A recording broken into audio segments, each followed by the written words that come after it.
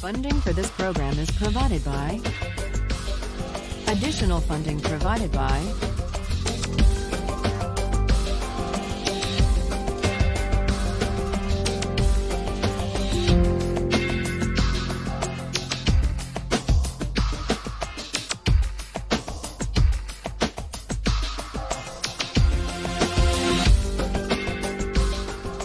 Today, we turn to the question of distributive justice.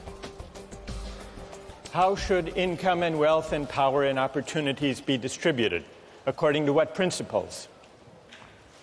John Rawls offers a detailed answer to that question. And we're going to examine and assess his answer to that question today. We put ourselves in a position to do so last time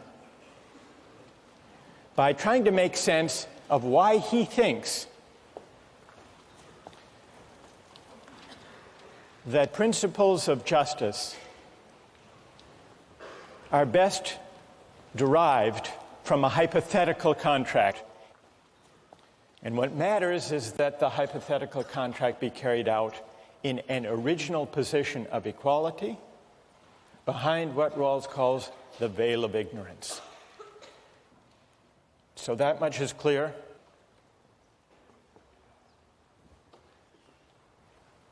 All right, then let's turn to the principles that Rawls says would be chosen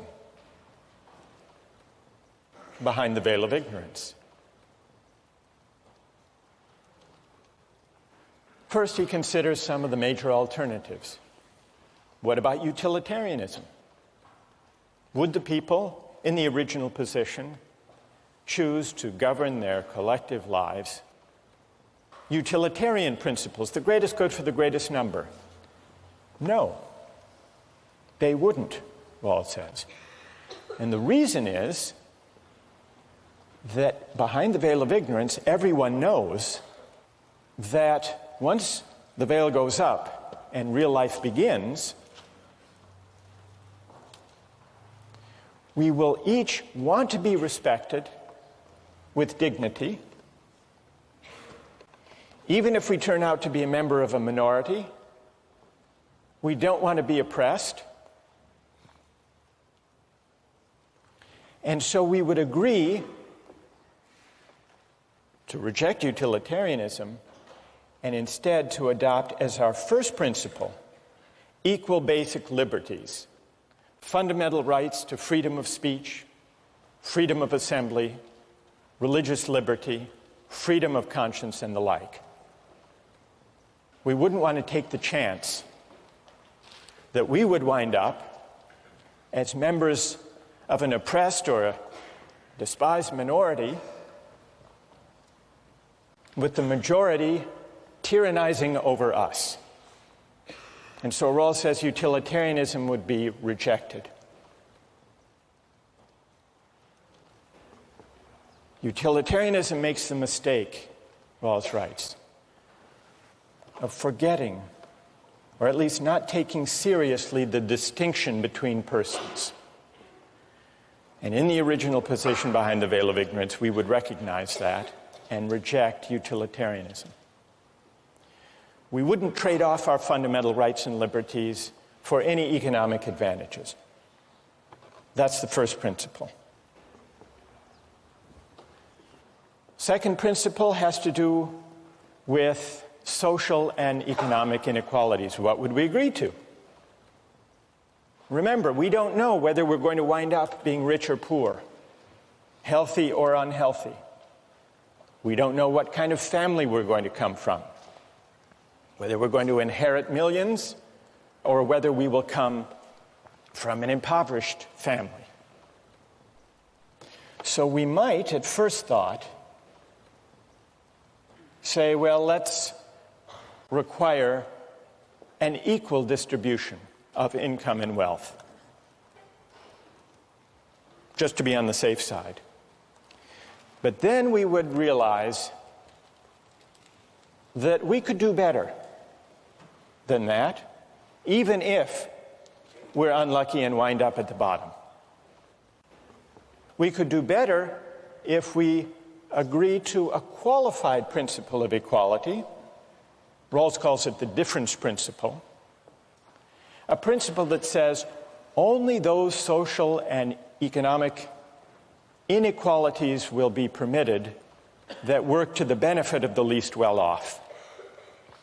So we wouldn't reject all inequality of income and wealth. We would allow some, but the test would be, do they work to the benefit of everyone, including those, or as he specifies the principle, especially those at the bottom.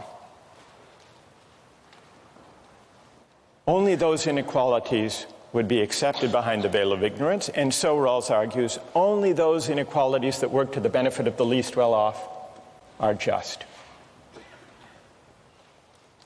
We talked about the examples of Michael Jordan making $31 million a year, of Bill Gates having a fortune in the tens of billions. Would those inequalities be permitted under the difference principle? Only if they were part of a system, those wage differentials, that actually work to the advantage of the least well-off.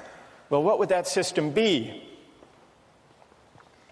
Maybe it turns out that as a practical matter, you have to provide incentives to attract the right people to certain jobs. And when you do, having those people in those jobs will actually help those at the bottom. Strictly speaking, Rawls's argument for the difference principle is that it would be chosen behind the veil of ignorance. Let me hear what you think about Rawls's claim that these two principles would be chosen behind the veil of ignorance. Is there anyone who disagrees that they would be chosen? All right, let's start up in the balcony, if that's all right. Go ahead. Okay, your argument depends upon us believing that we would argue and set policy or justice from a bottom, for the disadvantaged. And I just don't see from a proof standpoint where we've proven that. Why not the top? Right. And what's your name? Mike. Mike, all right, good question. Put yourself behind the veil of ignorance. Enter into the thought experiment. What principles would you choose? How would you think it through? Well, I would say things like even Harvard's existence is an example of preaching toward the top, because Harvard takes the top academics, and I didn't know when I was born how smart I would be, but I worked my life to get to a place of this caliber. Now, if you'd said Harvard's going to randomly take 1,600 people of absolutely no qualification, we'd all be saying, well, there's not much to work for. And so what principle would you choose? In that situation, I would say a merit-based one, where I don't necessarily know what I have, but I'd rather have a system that rewards me based on my efforts. So you, Mike, behind the veil of ignorance, would choose a merit-based system where people are rewarded according to their efforts. All right, fair enough. What would you say? Go ahead.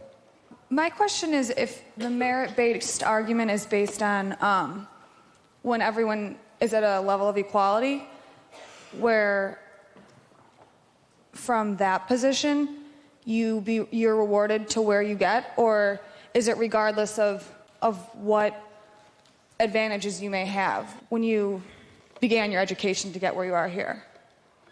I mean, I think what the question you're asking is saying, if we want to look at whatever utilitarianism policy it is, do we want to maximize world wealth? And I think a system that rewards merit is the one that we've pretty much all established is what is best for all of us. Despite the fact that some of us may be in the 2nd percentile and some may be in the 98th percentile, and at the end of the day it lifts that lowest base level a community that rewards effort as opposed to innate differences.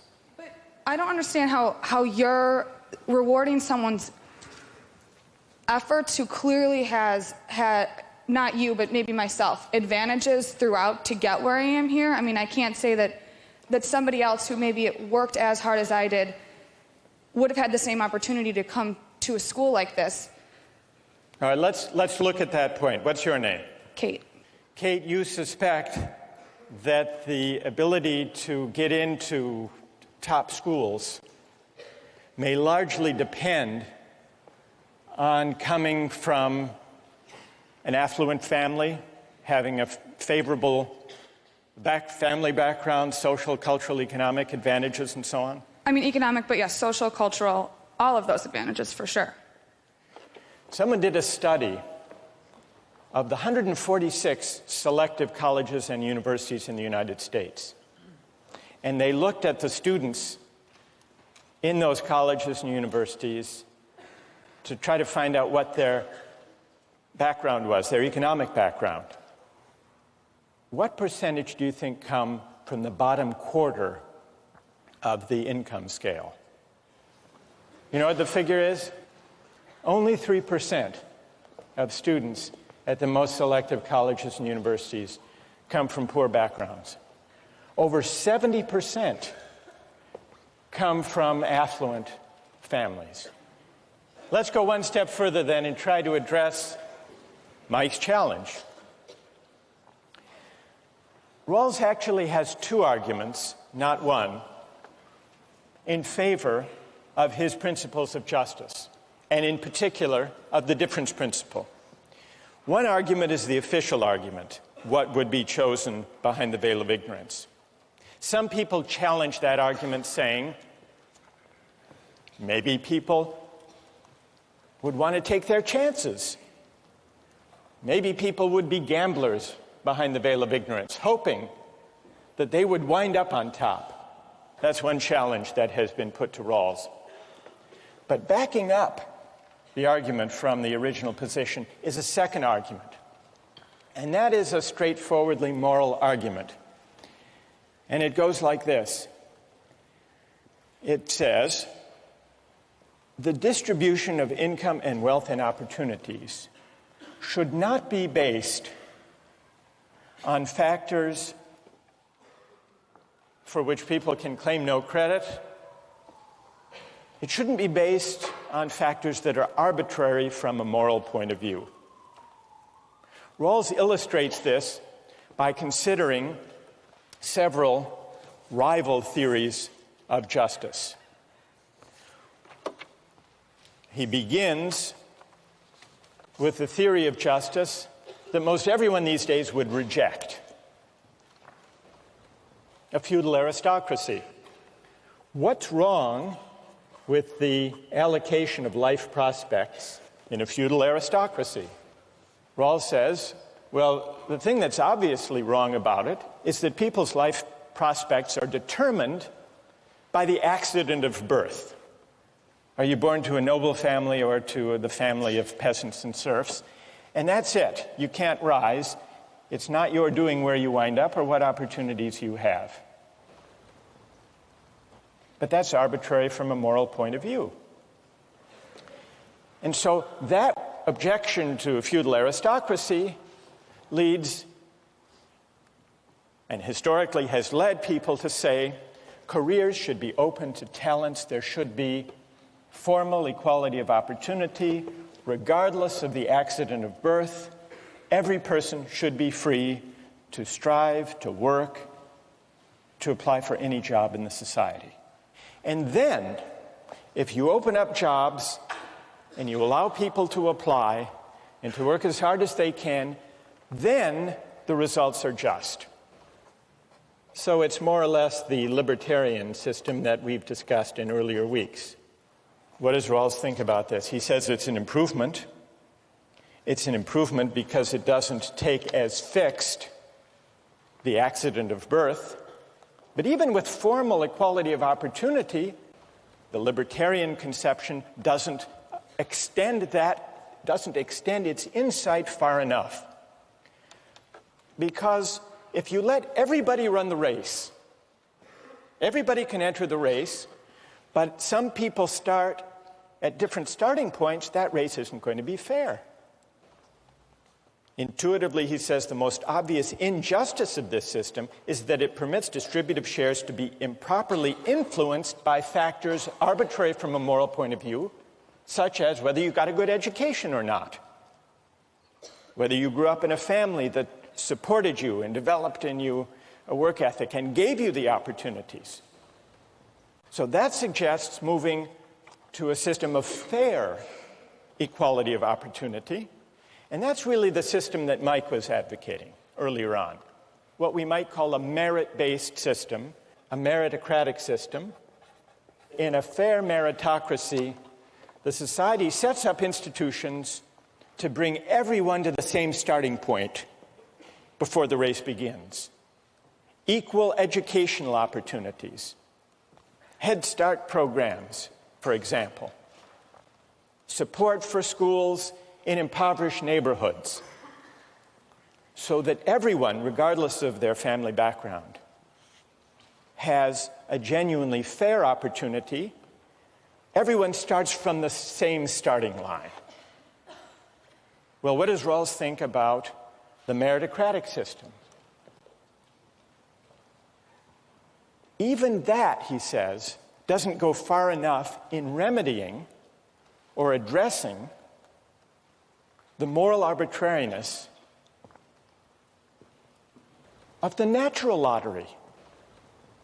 Because if you bring everyone to the same starting point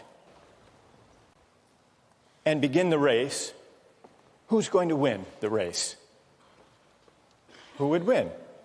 To use the runners example. The fastest runners would win. But is it their doing that they happen to be blessed with the athletic prowess to run fast?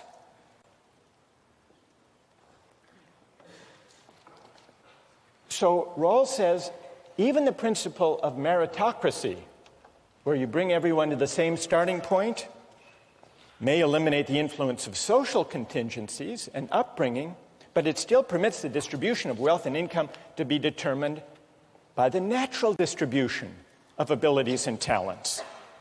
And so he thinks that the principle of eliminating morally arbitrary influences in the distribution of income and wealth requires going beyond what Mike favors, the meritocratic system. Now, how do you go beyond? If you bring everyone to the same starting point, and you're still bothered by the fact that some are fast runners and some are not fast runners, what can you do? Well, some critics of a more egalitarian conception say the only thing you can do is handicap the fast runners. Make them wear lead shoes. But who wants to do that? That would defeat the whole point of running the race. But Rawls says you don't have to have a kind of leveling equality if you want to go beyond a meritocratic conception. You permit, you even encourage those who may be gifted to exercise their talents. But what you do is you change the terms on which people are entitled to the fruits of the exercise of those talents. And that really is what the difference principle is. You establish a principle that says people may benefit from their good fortune, from their luck in the genetic lottery, but only on terms that work to the advantage of the least well-off. And so, for example, Michael Jordan can make $31 million, but only under a system that taxes away a chunk of that to help those who lack the basketball skills that he's blessed with. Likewise, Bill Gates. He can make his billions, but he can't think that he somehow morally deserves those billions. Those who have been favored by nature may gain from their good fortune, but only on terms that improve the situation of those who have lost out. That's the difference principle. And it's an argument from moral arbitrariness. Rawls claims that if you're bothered by basing distributive shares on factors arbitrary from a moral point of view, you don't just reject a feudal aristocracy for a free market. You don't even rest content with a meritocratic system that brings everyone to the same starting point. You set up a system where everyone, including those at the bottom, benefit from the exercise of the talents held by those who happen to be lucky. What do you think? Is that persuasive? Who's Who finds that argument unpersuasive, the argument for moral arbitrariness? Yes? I think that in the egalitarian proposition, the more talented people, I think it's very optimistic to think that they would still work really hard even if they knew that part of what they made would be given away. So I think that the only way for the more talented people to exercise their talents to the best of their ability is in the meritocracy. And in a meritocracy, what's your name? Kate. Kate, does it bother you, and Mike, does it bother you, that in a meritocratic system, even with fair equality of opportunity, people get ahead, people get rewards that they don't deserve simply because they happen to be naturally gifted? What about that? I think that it is arbitrary, and obviously it's arbitrary, but I think that that correcting for it would be detrimental. And unlike... Because it would reduce incentives, is that why? It would reduce incentives, yeah. Mike, what do you say? We're all sitting in this room and we have undeserved glory of some sort, so that you should not be satisfied with the process of your life because you have not created any of this. And I think from a standpoint of not just this room, us being upset, but from a societal standpoint, we should have some kind of a gut reaction to that feeling that, you know, the guy who runs the race, he actually harms us as opposed to maybe makes me run that last 10 yards faster, and that makes the guy behind me run 10 yards faster, and the guy behind him 10 yards faster. All right, so Mike, let me ask you. You talked about effort before. Effort. Do you think when people work hard to get ahead and succeed, that they deserve the rewards that go with effort? Isn't that the idea behind your defense of... I mean, of course, bring Michael Jordan here. I'm sure you can get him. And have him come and defend himself about why he makes $31 million. And I think what you're going to realize is his life was a very, very tough one to get to the top, and that we are basically being the majority oppressing the minority in a different light. It's very easy to pick on him. Very easy. Effort. You know what? All right, I've got a few, but that's about it. People. Effort. You know what Rawls' answer to that is? Even the effort that some people expend, conscientious striving, the work ethic, even effort depends a lot on fortunate family circumstances for which we can claim no credit. Now, let's do the test. Let's do a test here. Never mind economic class, those differences are very significant. Put those aside. Psychologists say that birth order makes a lot of difference in work ethic, striving, effort. How many here, raise your hand, those of you here who are first in birth order? I am too, by the way. Mike, I noticed you raised your hand. If the case for the meritocratic conception is that effort should be rewarded, doesn't Rawls have a point that even effort, striving, work ethic is largely shaped even by birth order? Is it your doing, Mike? Is it your doing that you were first in birth order? Then why, Rawls says, of course not. So why should income and wealth and opportunities in life be based on factors arbitrary from a moral point of view? That's a challenge that he puts to market societies, but also to those of us at places like this. A question to think about for next time.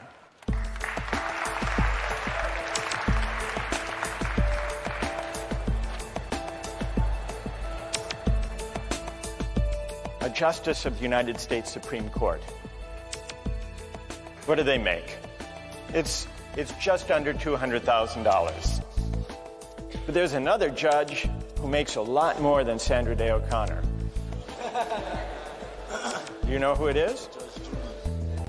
Judge Judy. How did you know that? Judge Judy, you know how much she makes? $25 million. Now, is that just? Is it fair?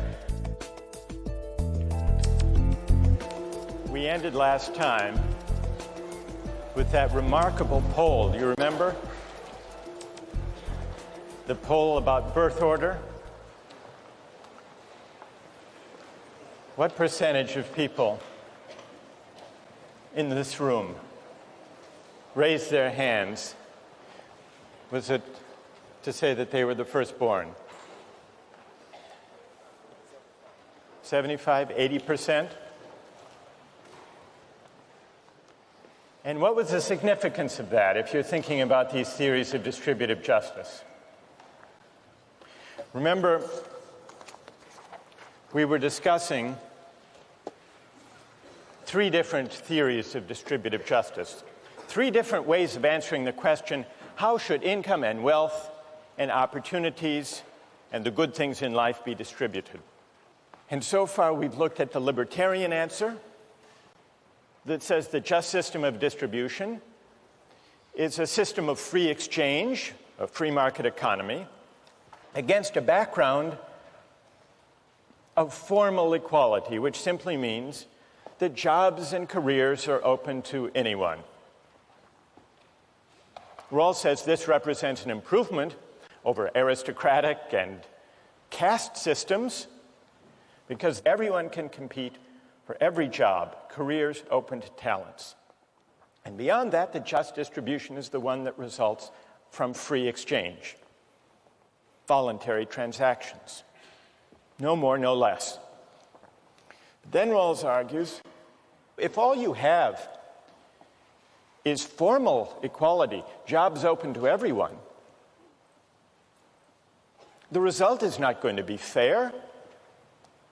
It will be biased in favor of those who happen to be born to affluent families, who happen to have the benefit of good educational opportunities.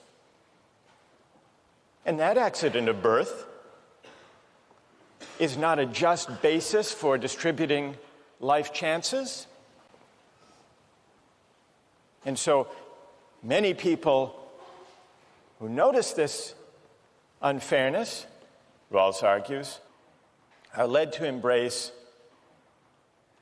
a system of fair equality of opportunity. That leads to the meritocratic system. Fair equality of opportunity. But Rawls says, even if you bring everyone to the same starting point in the race, what's going to happen? Who's going to win? The fastest runners. So once you're troubled by basing distributive shares on morally arbitrary contingencies, you should, if you reason it through, be carried all the way to what Rawls calls the democratic conception, a more egalitarian conception of distributive justice that he defines by the difference principle. Now, he doesn't say that the only way to remedy or to compensate for differences in natural talents and abilities is to have a kind of leveling equality, a guaranteed equality of outcome. But he does say there's another way to deal with these contingencies.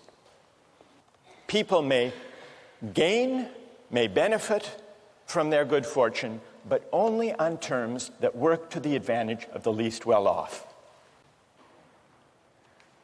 And so we can test how this theory actually works by thinking about some pay differentials that arise in our society. What does the average school teacher make in the United States, do you suppose? Roughly. It's a little more, 42,000. What about David Letterman? How much do you think David Letterman makes? More than a school teacher? $31 million. David Letterman. Is that fair? That David Letterman makes that much more than a school teacher? Well, Rawls's answer would be, it depends whether The basic structure of society is designed in such a way that Letterman's $31 million is subject to taxation so that some of those earnings are taken to work for the advantage of the least well-off. One other example of a pay differential. A justice of the United States Supreme Court. What do they make? It's just under $200,000. Here's Sandra Day O'Connor, for example. There she is. But there's another judge who makes a lot more than Sandra Day O'Connor. Do you know who it is? Judge Judy. How did you know that? You watch? You know, but you've heard. You're right. Judge Judy, you know how much she makes? There she is. $25 million. Now, is that just? Is it fair? Well, the answer is it depends whether this is against a background system in line with the difference principle, where those who come out on top in terms of income and wealth are taxed in a way that benefits the least well-off members of society. Now, we're going to come back to these wage differentials, pay differentials, between a real judge and a TV judge, the one Marcus watches all the time. What I want to do now is return to these theories and to examine the objections to Rawls's more egalitarian theory, the difference principle. There are at least 3 objections to Rawls's difference principle. One of them came up last time in the discussion, and a number of you raised this worry. What about incentives? Isn't there the risk if taxes reach 70, 80, 90% marginal rate that Michael Jordan won't play basketball, that David Letterman won't do late-night comedy,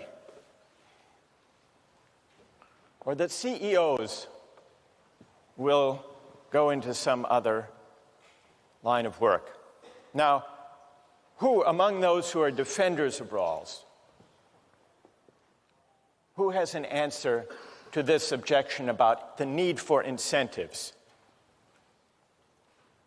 Yes, go ahead, stand up.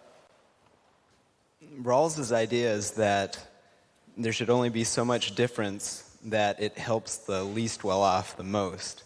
So if there's too much equality, then the least well-off might not be able to watch late-night TV or might not have a job because their CEO doesn't want to work. So you need to find the correct balance where taxation still leaves enough incentive for the least well-off to benefit from the talents. Good. And what's your name? Tim. Tim. All right. So Tim is saying, in effect, that Rawls takes account of incentives and could allow for pay differentials and for some adjustment in the tax rate to take account of incentives. But, Tim points out,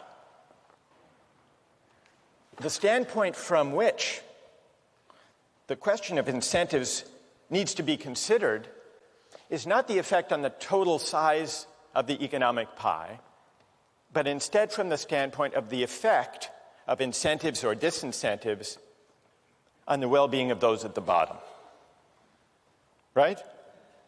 Good, thank you. I think that is what Rawls would say. In fact, if you look in section 17, where he describes the difference principle, he allows for incentives.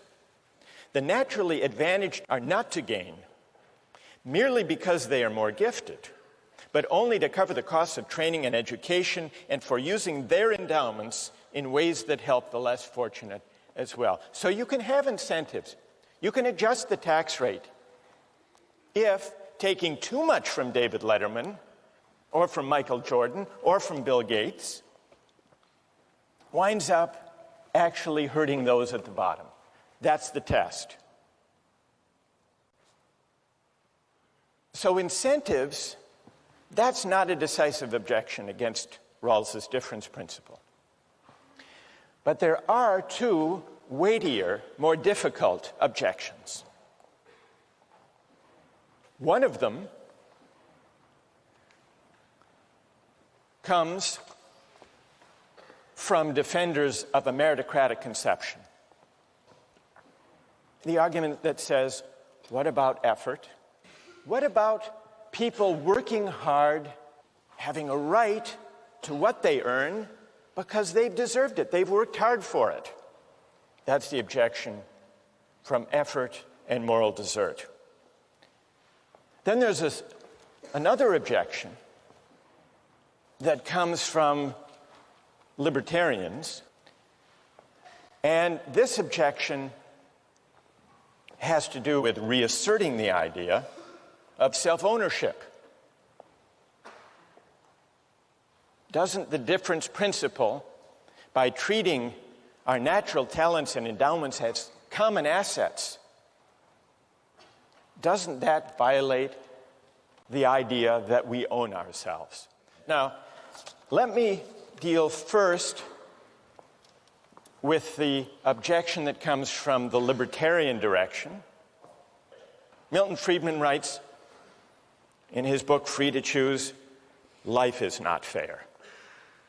And it's tempting to believe that government can rectify what nature has spawned. But his answer is, the only way to try to rectify that is to have a leveling equality of outcome, everyone finishing the race at the same point, and that would be a disaster.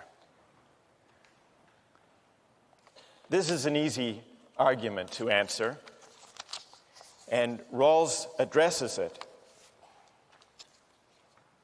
in one of the most powerful passages, I think, of A Theory of Justice. It's in section 17. The natural distribution, and here he's talking about the natural distribution of talents and endowments, is neither just nor unjust.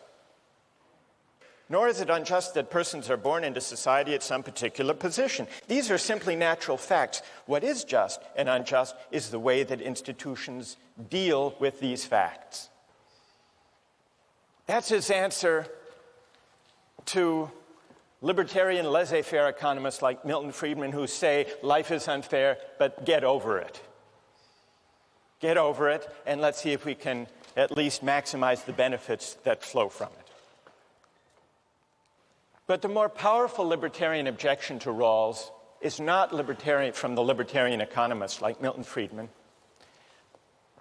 It's from the argument about self-ownership, developed, as we saw, in Nozick. And from that point of view, yes, it might be a good thing to create Head Start programs and public schools so that everyone can go to a decent school and start the race at the same starting line. That might be good. But if you tax people to create public schools, if you tax people against their will, you coerce them. It's a form of theft. If you take some of Letterman's $31 million, tax it away to support public schools against his will, the state is really doing no better than stealing from him. It's coercion. And the reason is we have to think of ourselves as owning our talents and endowments, because otherwise we're back to just using people and coercing people. That's the libertarian reply. What's Rawls' answer to that objection?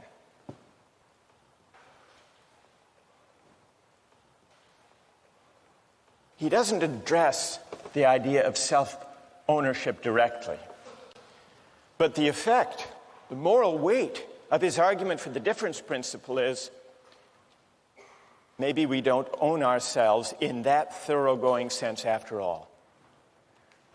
Now, he says this doesn't mean that the state is an owner in me in the sense that it can simply commandeer my life. Because remember, the first principle we would agree to behind the veil of ignorance is the principle of equal basic liberties: freedom of speech, religious liberty, freedom of conscience, and the like. So the only respect in which the idea of self-ownership must give way comes when we're thinking about whether I own myself in the sense that I have a privileged claim on the benefits that come from the exercise of my talents in a market economy. And Rawls says, on reflection, we don't. We can defend rights. We can respect the individual. We can uphold human dignity without embracing the idea of self-possession. That, in effect, is his reply to the libertarian. I want to turn now to his reply to the defender of a meritocratic conception, who invokes effort as the basis of moral desert. People who work hard to develop their talents deserve the benefits that come from the exercise of their talents. Well, we've already seen the beginning of Rawls's answer to that question, and it goes back to that poll we took about birth order. His first answer is, even the work ethic, even the willingness to strive conscientiously, depends on all sorts of family circumstances and social and cultural contingencies for which we can claim no credit. You can't claim credit for the fact that most of us, happen to be first in birth order, and that for some complex psychological and social reasons, that seems to be associated with striving, with achieving, with effort. That's one answer. There's a second answer. Those of you who invoke effort, you don't really believe that moral desert attaches to effort. Take two construction workers. One is strong and can raise 4 walls in an hour without even breaking a sweat. And another construction worker is small and scrawny and has to spend 3 days to do the same amount of work. No defender of meritocracy is going to look at the effort of that weak and scrawny construction worker and say, therefore, he deserves to make more. So it isn't really effort. This is the second reply to the meritocratic claim. It isn't really effort that the defender of meritocracy believes is the moral basis of distributive shares. It's contribution. How much do you contribute? But contribution takes us straight back to our natural talents and abilities, not just effort. And it's not our doing how we came into the possession of those talents in the first place. All right, suppose you accepted these arguments, that effort isn't everything, that contribution matters from the standpoint of the meritocratic conception, that effort even isn't our own doing. Does that mean, the objection continues, does that mean that according to Rawls, moral desert has nothing to do with distributive justice? Well, yes. Distributive justice is not about moral desert. Now, here, Rawls introduces an important and a tricky distinction. It's between moral desert on the one hand and entitlements to legitimate expectations on the other. What is the difference between moral deserts and entitlement? Consider two different games, a game of chance and a game of skill. Take a game of pure chance. Say I play the Massachusetts State Lottery, and my number comes up. I'm entitled to my winnings. But even though I'm entitled to my winnings, there's no sense in which, because it's just a game of luck, no sense in which I morally deserve to win in the first place. That's an entitlement. Now contrast the lottery with a different kind of game, a game of skill. Now, imagine the Boston Red Sox winning the World Series. When they win, they're entitled to the trophy. But it can be always asked of a game of skill, did they deserve to win? It's always possible, in principle, to distinguish what someone's entitled to under the rules and whether they deserve to win in the first place. That's an antecedent standard, moral desert. Now, Rawls says distributive justice is not a matter of moral desert, though it is a matter of entitlements to legitimate expectations. Here's where he explains it. A just scheme answers to what men are entitled to. It satisfies their legitimate expectations as founded upon social institutions. But what they are entitled to is not proportional to, nor dependent on, their intrinsic worth. The principles of justice that regulate the basic structure do not mention moral desert, and there is no tendency for distributive shares to correspond to it. Why does Rawls make this distinction? What morally is at stake? One thing morally at stake is the whole question of effort that we've already discussed. But there's a second contingency, a second source of moral arbitrariness that goes beyond the question of whether it's to my credit that I have the talents that enable me to get ahead. And that has to do with the contingency that I live in a society that happens to prize my talents. The fact that David Letterman lives in a society that puts a great premium, puts a great value on a certain type of smirky joke, that's not his doing. He's lucky that he happens to live in such a society. But this is a second contingency. This isn't something that we can claim credit for. Even if I had sole, unproblematic claim to my talents and to my effort, it would still be the case that the benefits I get from exercising those talents depend on factors that are arbitrary from a moral point of view. What my talents will reap in a market economy, what does that depend on? What other people happen to want or like in this society. It depends on the law of supply and demand. That's not my doing. Certainly not the basis for moral desert. What counts as contributing depends on the qualities that this or that society happens to prize. Most of us are fortunate to possess, in large measure, for whatever reason, the qualities that our society happens to prize. The qualities that enable us to provide what society wants. In a capitalist society, it helps to have entrepreneurial drive. In a bureaucratic society, it helps to get on easily and smoothly with superiors.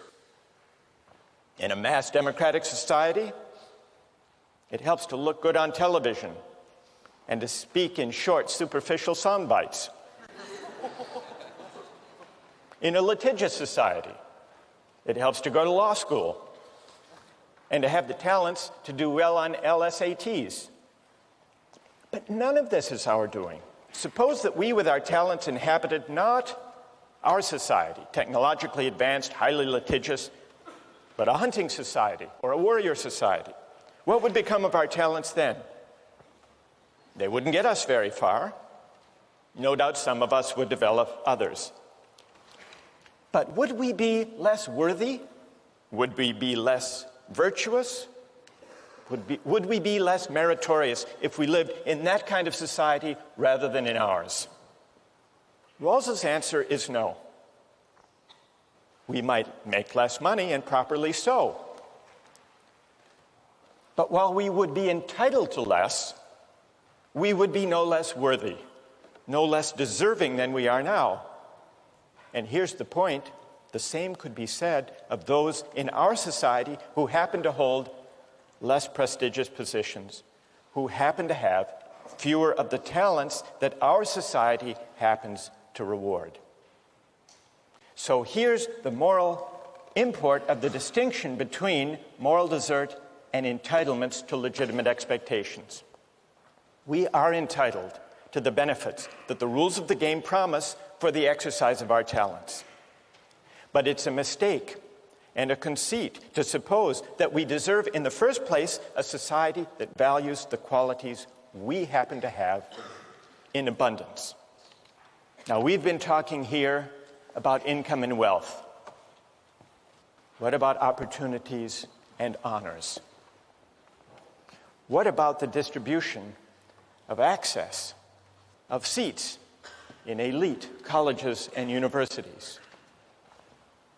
It's true.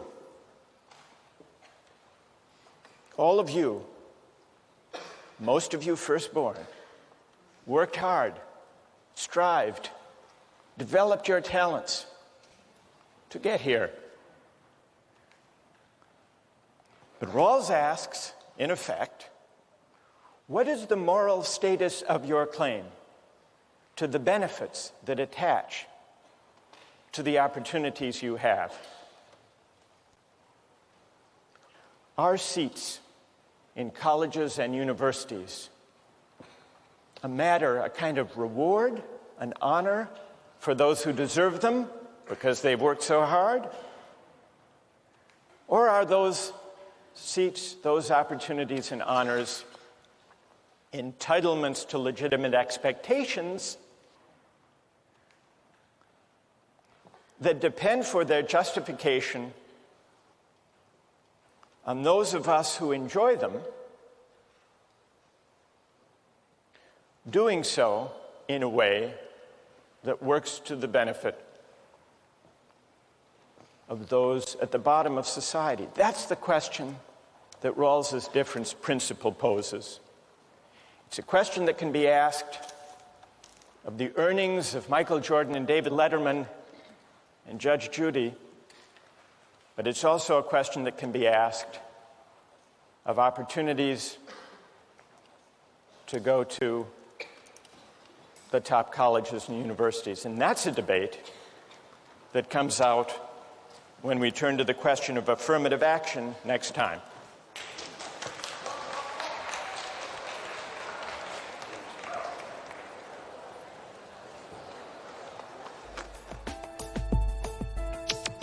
Don't miss the chance to interact online with other viewers of Justice. Join the conversation, take a pop quiz, watch lectures you've missed, and learn a lot more.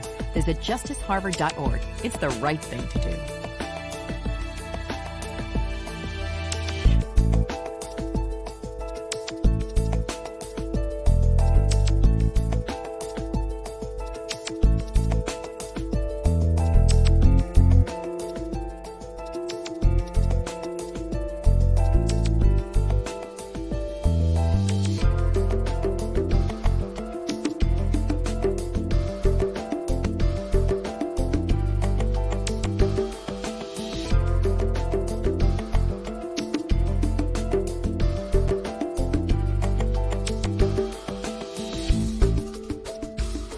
Funding for this program is provided by...